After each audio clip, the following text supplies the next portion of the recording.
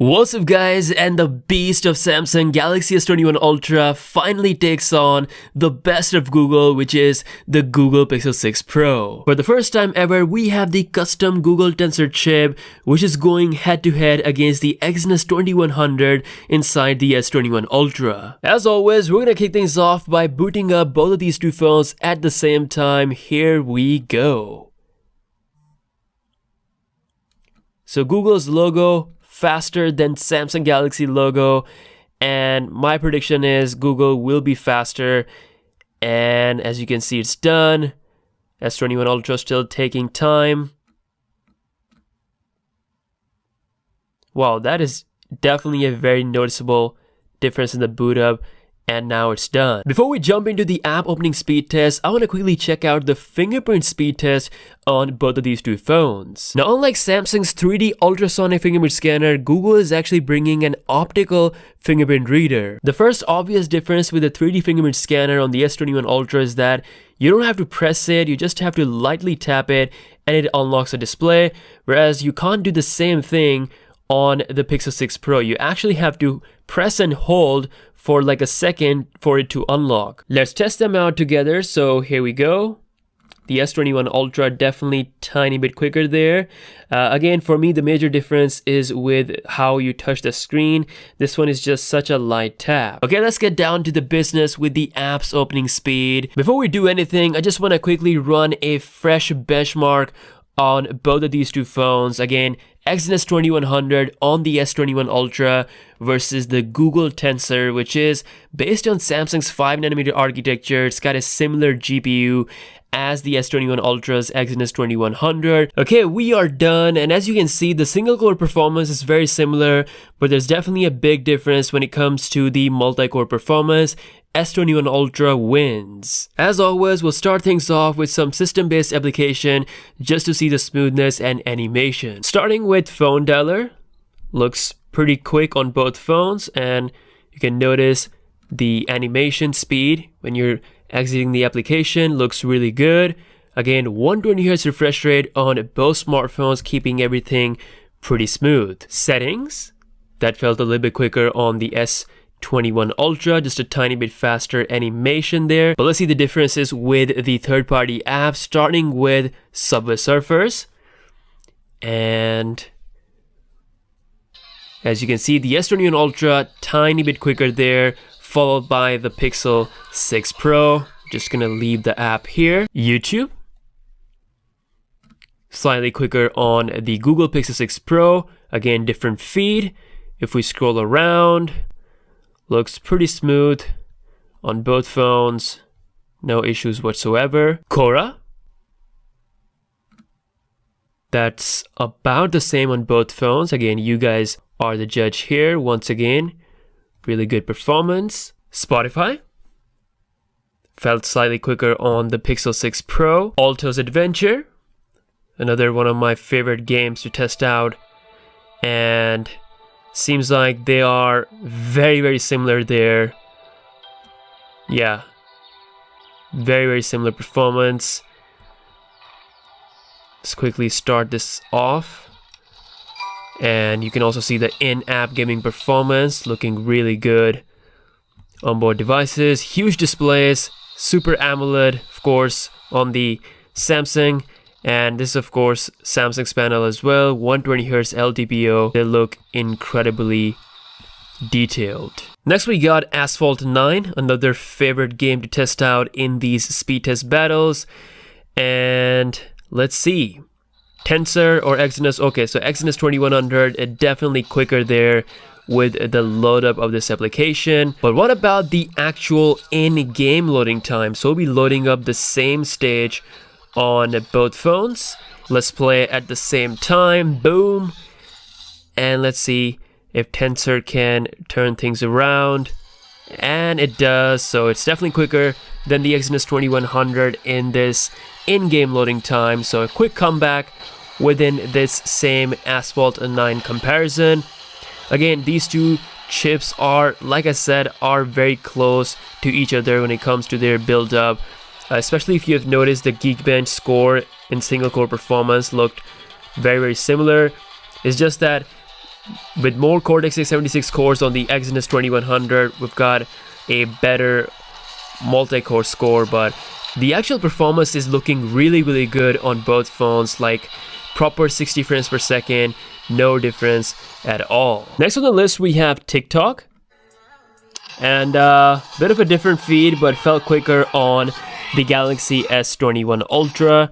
Again, scrolling everything, playing different videos, everything looks pretty smooth. Moving on, we have the heavy game, which is the PUBG Mobile, much requested, and let's see if there is any major difference.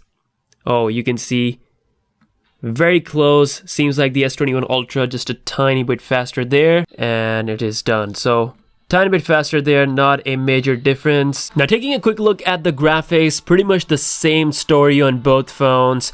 Ultra frame rate along with the HDR maximum graphical settings. Let's quickly go ahead and start the match and see the in-game loading time as well as the actual gaming performance with PUBG.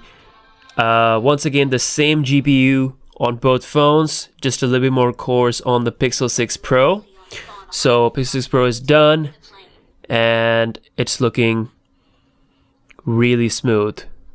Full 60 frames per second and no lag whatsoever. Let's check out the S21 Ultra.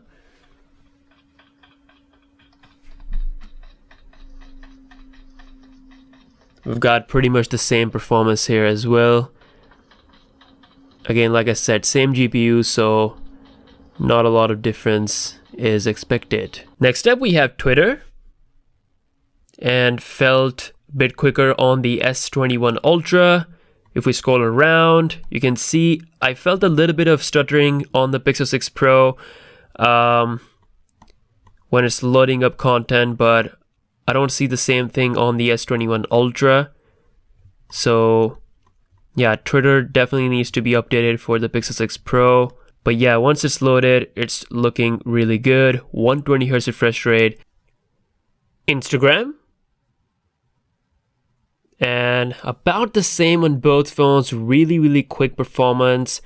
Once again, scrolling looks pretty good. Let's check out my profile. That was about the same as well. Let's go back. Let's see which one launches the Insta camera first. So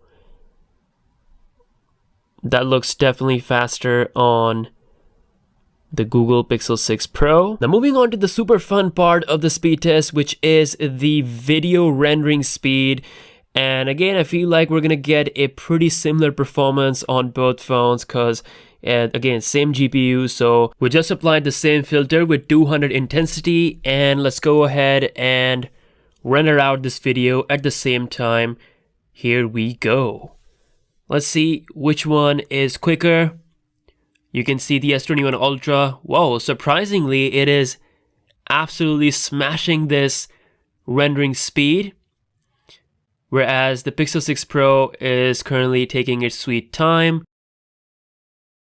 Okay, so the S21 Ultra is done while Pixel is at 90%, so not that far away, but still quick performance on the Samsung Beast. And now we are done with the Pixel 6 Pro as well. Next up, we're quickly jumping towards the browsing war. So we have Google Chrome versus Samsung Internet Browser. Let's go ahead and launch WWE.com first up. And you can see that was really quick on both phones, but it felt like it was quicker on the S21 Ultra. Once again, scrolling speed looks pretty good with no lag whatsoever. Next up is wikipedia.org, and that is about the same on both devices. Now time for the most fun part of the test, which is the RAM management. So 12 gigs of RAM on both of these two Android phones, and they're keeping the first app in the memory. Let's see, phone dialer.